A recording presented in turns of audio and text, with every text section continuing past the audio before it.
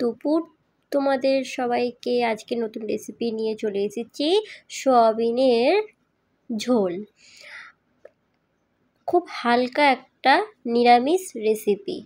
এর জন্য দেখো সয়াবিনগুলোকে একটা পাত্রে নিয়ে নিয়েছি। তো এবার আমি কড়াতে জল গরম বসিয়েছি, আর এখানে দেখো আমি মশলার জন্য কমপ্লিট করে রেখে দিয়েছি। জলটা একটু ফুটছে, তারপর আমি এটা সয়াবিনের মধ্যে ঢেলে দেব।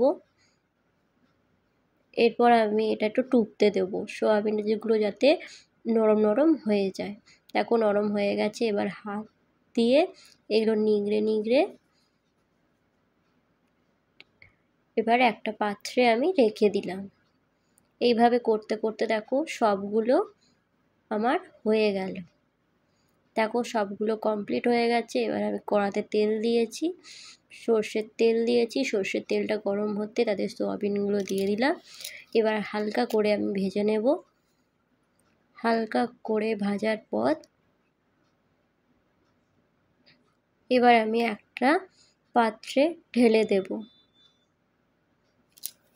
তো এবার আমি মশলাটা বেটে নিলাম। কি দিয়েছিলাম এতে? শুকনো লঙ্কা, তারপর হচ্ছে তোমার এতে শুকনো লঙ্কা আছে, তারপর নানা রকমের মশলা বাটা। তোমরা লবণ দিতে পারো, তারপর হচ্ছে লবঙ্গ আছে, এলাচ আছে, দারচিনি আছে, তারপর দুটো তেজপাতা আছে, শুকনো লঙ্কা আছে, এইগুলো। এখানে আলু, টমেটো, আর এখানে আমার মশলাটা বাটা আছে। আর এখানে প্রথমে আমি আলুগুলোকে ভালো করে লাল লাল করে ভেজে নিচ্ছি। লাল লাল করে আলুগুলোকে ভালো করে ভেজে নেব। লাল করে ভাজা হয়ে গেল। এবার সামান্যতম একটু চিনি দেব। তারপরে আমি এতে রাঁধুনি আর পাঁচফোড়নটা দিয়ে দিলাম। খুব হালকা রান্না, খুব হালকা করে আমি রান্নাটা করছি। এতে কোনো আমি আজকে পেঁয়াজও দেবো না, কারণ এটা নিরামিষ। তো টমেটোটাকে দিয়ে দিলাম। দেখো এবার টমেটোগুলোকে ভালো করে আমি নেড়ে নেব। টমেটোকে ভালো করে আমি ভেজে নিতে হবে, লাল লাল করে ভেজে নিতে হবে, যতক্ষণ না টমেটোগুলো ওই তেলের সাথে গলে যাচ্ছে ততক্ষণ দেখো আমাকে এটাকে ভালো করে ভেজে নিতে হবে।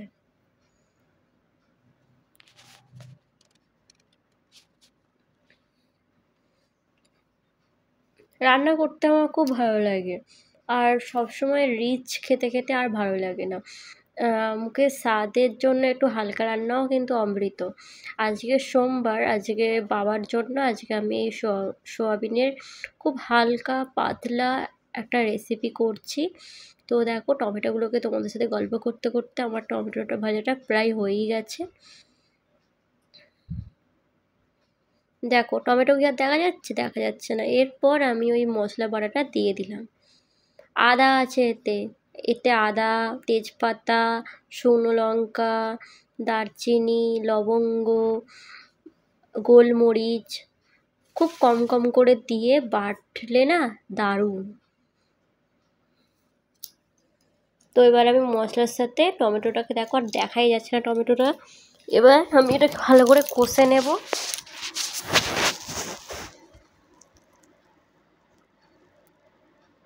ভালো করে কিন্তু মশলাটাকে ভাজতে হবে। তারপরে ভেজে থাকা আলুগুলোকে দিয়ে দিলাম কড়াতে। খুব ছোট ছোট উপকরণ দিয়ে কিন্তু আমি করেছি। তারপর কিন্তু আমি হলুদটা দিয়ে দিয়েছি, সেটা আমি তোমাদেরকে দেখাতে পারিনি। হলুদটা আমি দিয়ে দিলাম, দিয়ে তারপর আমি কিন্তু নেড়েছি।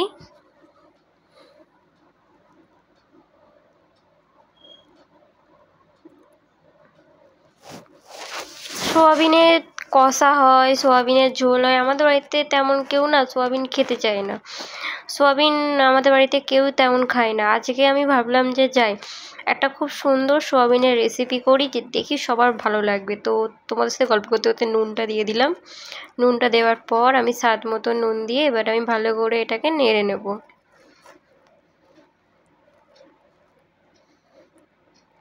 তো আজকে আমি বানিয়েই ফেললাম সোয়াবিনের ঝোল।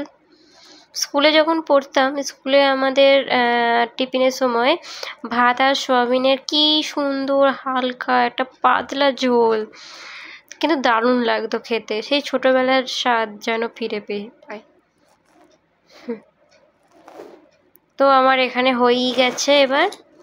এবার আমার এটা প্রায় হয়েই এসেছে। এবার আমি এতে কিন্তু জল দিয়ে দেবো।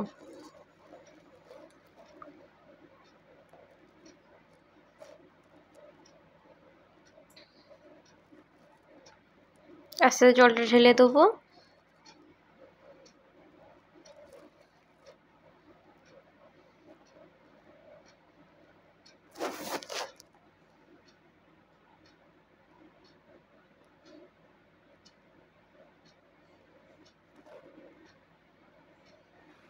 তো এবার আমাকে এটা চাপা দিতে হবে।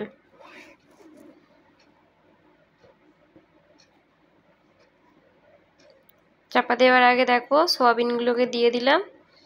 কিছুক্ষণ পর সয়াবিনগুলোকে দিয়ে দিলাম। এরপর আর একবার চাপা দেব।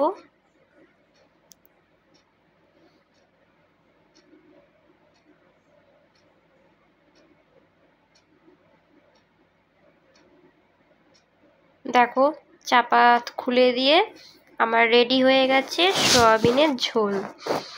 তো আমার রেসিপিটা কেমন লাগলো অবশ্যই কিন্তু তোমরা বলবে। তো আমাকে সাবস্ক্রাইব